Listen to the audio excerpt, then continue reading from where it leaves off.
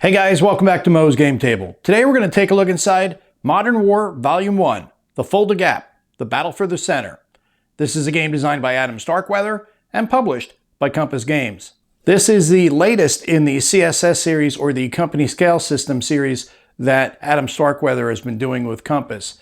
And once again, we see another Cold War Gone Hot game from Compass, who's leading the way with the resurgence in interest in the hypothetical World War III games.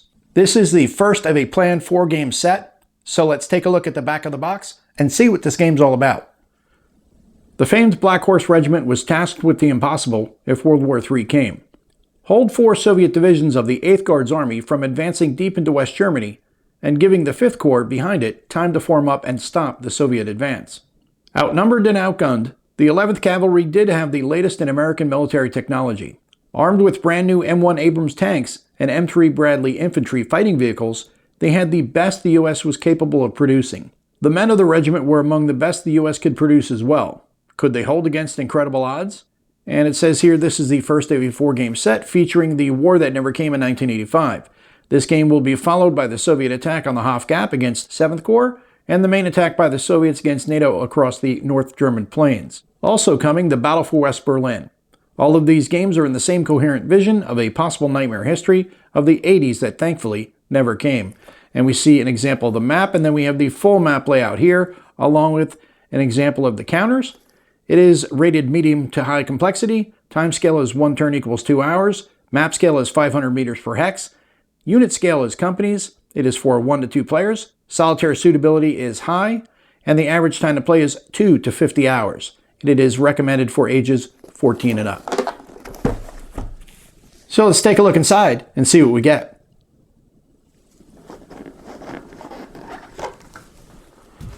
All right, we get our 2d10 and a d6.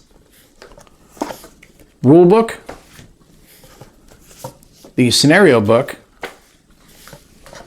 Player aids. Counter sheets. And there are a bunch. And our maps. So let's set up the maps and take a closer look at the game.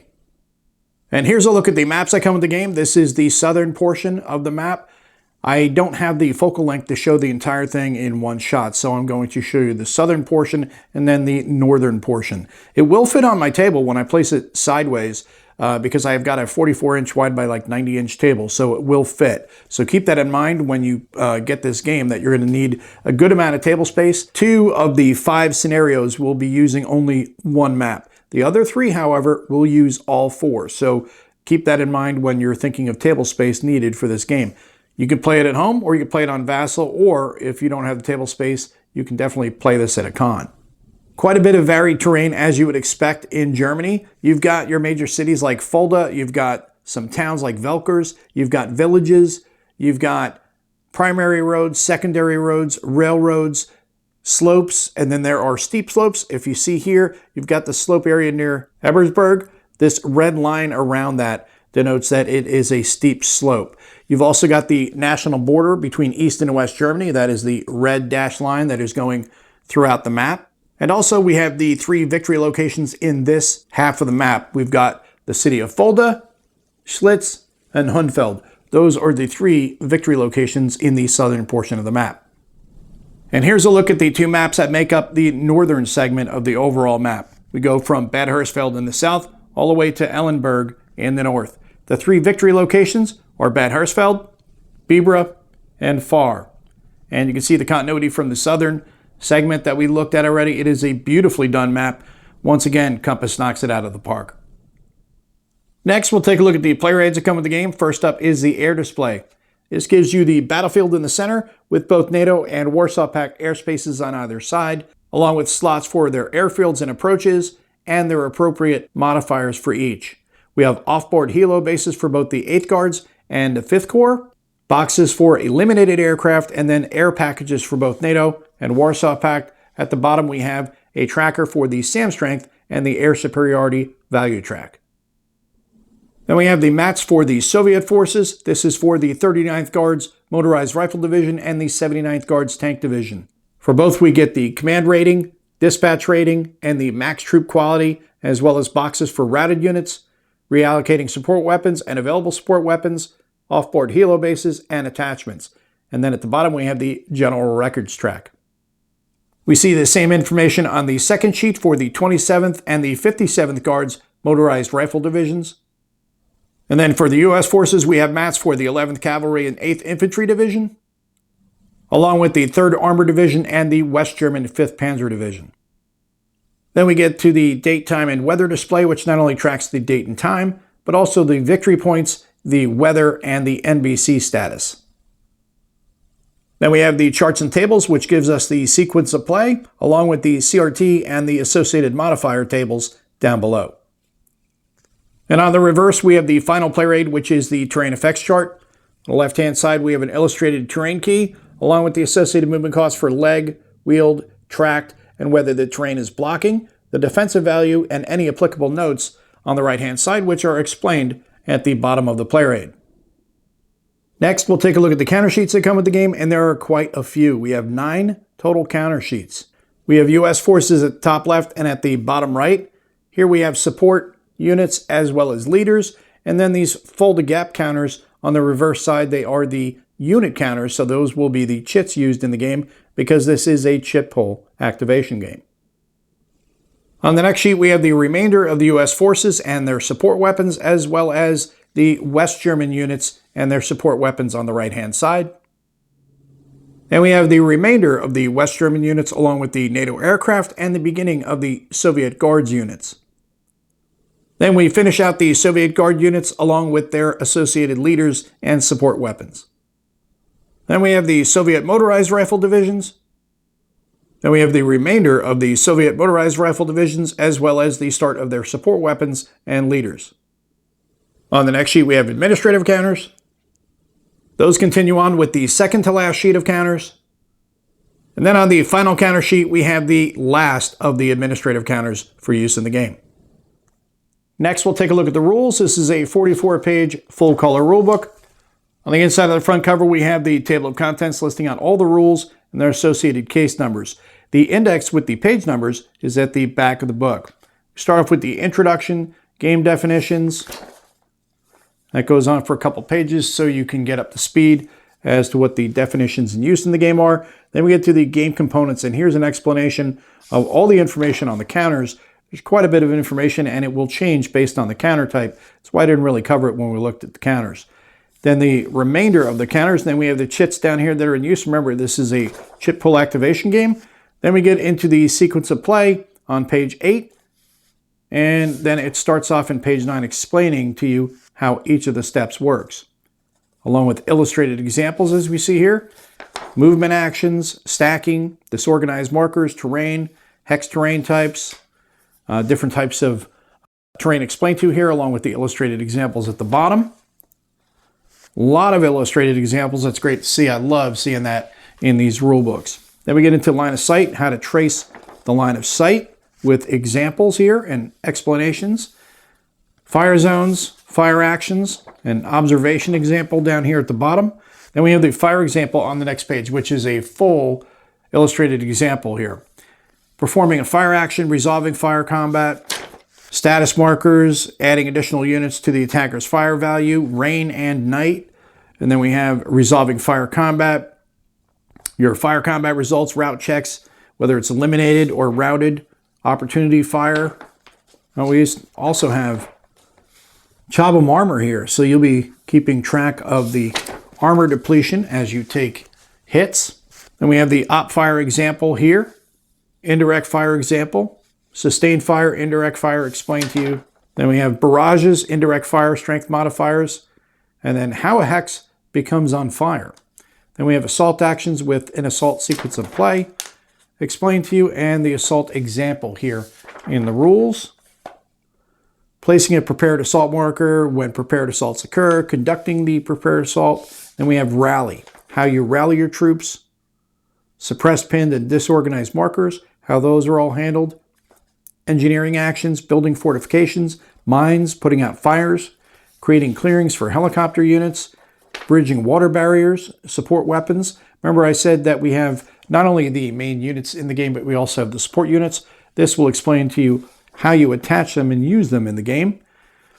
Then you have the ATGM example, how you use your missiles against tanks, using support weapons, firing your ATGM here, leaders, heroes, transports, and then night turns, reinforcements, divisional displays, which we looked at from the player aids, random events, refugees, how to place them and eliminate them, electronic warfare, special command rules, victory in the game, and then bourbon and vodka. This is actually pretty cool, I think. When you have a role that you don't like, for the American player, you have the bourbon counter. For the Soviet player, you have the vodka counter. If I don't like my role, and I'm the NATO player, I will just turn in my bourbon counter and I will re-roll the dice. However, if it is a good roll for me and the Warsaw Pact player doesn't like it, he can turn in his vodka counter and re-roll it, which is kind of neat. Now, that's done once every action phase. And there's a neat little note here. It says, optional, but a great command and control aid, as well as being enjoyable. We recommend Blanton's Single Barrel Bourbon for the NATO player to enjoy while playing. Give a thumbs up on that. And for the Soviet player, we recommend Vavoom Vodka to enjoy. I've never tried the Vavoom Vodka, but I will. 11th Cavalry, the leading from the saddle, special chit rule for the 11th Cavalry. Then we have weapons of mass destruction, nuclear weapons, chemical weapons, and then NBC protection down here at the bottom right. And we get to politics, which will have an impact on the game. Air power, which includes AWACS and air superiority, along with air packages, and the different mission types. We have strike missions, helo strikes, and fighter sweeps. Those are all explained to you down here. And then we get to the credits and then the index on the back couple pages of the rulebook. And lastly, we'll take a look at the scenarios. This is a 32-page full-color book. Starts off right away with Scenario 1, Exercise Summer Rain. Begins with the introduction, any designer's notes, the scenario length, the map area. This is going to be one of the one-map scenarios. There are only 2 of those in the game. The other 3 are going to use all 4. Then we have the chit cup, how that's built, victory conditions, any scenario special rules, and then at the top right we have the command values, starting points, and the ratings for both the NATO and Warsaw Pact forces. Then we have the order of battle at setup for both NATO and Warsaw Pact. On the next page we have the Warsaw Pact reinforcements. Then we get to Scenario 2, the thin black line. And the designer's note here is really interesting, and we'll see why here when we flip the page. It says, here is the actual mission of the 11th Cavalry. This is a very hard scenario for NATO, and while I've tried to balance it, there is no denying just how hard the first day will be for NATO. This scenario should be played after you've mastered the first scenario as best you can. Then we have all the chit cup building, the victory conditions, and all of that. Then the scenario special rules, the starting values for both. And then here's what I was talking about, how difficult this is. This is the NATO setup. And this is the Warsaw Pact setup. 07, 09, 1100 hours. All of these forces will be coming on the map at those times against just this limited NATO force. And then it continues on for a couple more pages. So you can see how difficult that's going to be for the 11th Cav. Then we have the Scenario 3, the Stampede of the Third Herd. This is going to be the other of the one-map games. This is going to use the Northwest map. You have both the Warsaw and the NATO setups. Then Scenario 4, Hold the Line at All Costs, which is going to be one of the 4-map setups. You see the order of battle is really large. That's why it's got that 4-map setup. And then finally we get to the 5th and final one, which is Wetzel's Backhand Blow.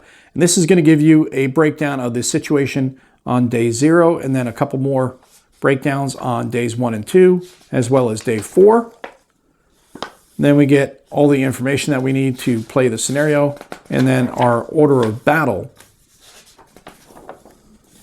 will go on for a few pages. And then we're at the back of the scenario book. And that is a look at everything you get inside of Modern War, Volume 1, The Fulda Gap, The Battle for the Center. This is a game designed by Adam Starkweather and published by Compass Games. Wow, what a great time to be a wargamer if you are a World War III wargaming fan. Hypothetical battle between NATO and Warsaw Pact is being covered at multiple angles here, and it's fantastic. Compass is just knocking it out of the park This is the first in a 4-game series here with CSS, and then Adam also has his OSS system using the Doomsday games as well that will be covering the operational scale. This is going to be company scale.